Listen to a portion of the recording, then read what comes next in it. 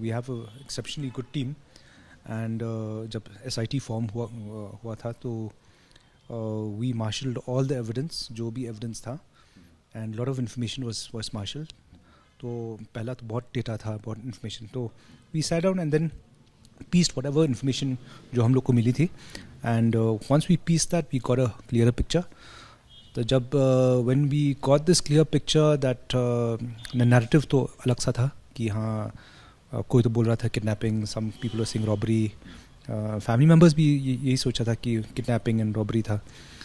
और but then when we pieced everything together, then we found the real picture. Here that's how we zeroed down on the assailants, जो मारने वाला आदमी को, and from there it was very easy to actually again get to the handler, and from handler to Sonam. Yes. तो क्या sir, मतलब 2 तारीख को आपने मुकदमा दर्ज किया और उसके बाद 4 तारीख को पिक्चर क्लियर हो गई थी कि सोनम जिंदा है, कहीं CCTV फुटेज में वो कातिलों के साथ दिखाई दी थी? नहीं, we because we had certain evidence that she had come out with them. तो कुछ एविडेंस था कि they were seen together moving out from there. So then we knew that she was alive, very much alive. Sir, कत्ल की इस वारदात को कैसे अंजाम दिया गया, अगर थोड़ा आप बता पाएं शॉर्ट में तो सर? See from जो हम लोग from the preliminary interrogation जो हम लोग मिला है, मतलब ये लोग एक साथ नौगरियात से जो डबल डेकर ब्रिज है नीचे से ऊपर आ गया, और वहाँ से वैसाउडोंग वाला फॉल्स है जिसमें वो सब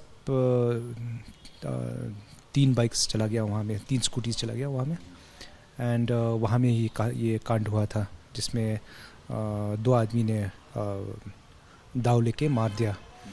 एंड उसको वहाँ में फॉल्स का वहाँ में वो एक परपेंडिकुलर ड्रॉप है, सो वो लोग बॉडी को वहाँ से फेंक दिया, and then that's how the murder took place. And from there वहाँ से लोग चला गया, और जो राजा और सोनम का वो जो स्कूटी जो हायर किया वो सौरारम में रख लिया जस्ट फॉर डाइवर्जन.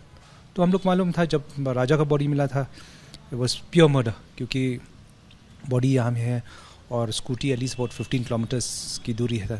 तो इट वॉज हम लोग वही एक्चुअली हम लोग मालूम हुआ है कि ये एक होमिसाइड वाला केस है. सर, डबल डेकर ब्रिज पर जाने के 2 रास्ते हैं, एक इजी वे है और एक ये बड़ा खतरनाक रास्ता है जो इन्होंने चूज़ किया. तो क्या इनकी प्लानिंग का हिस्सा था, और सर उस रास्ते में भी कत्ल कर सकते थे, तो क्या नहीं कर पाए, ऐसा कुछ अभी तक इन्वेस्टिगेशन में सामने आया हो?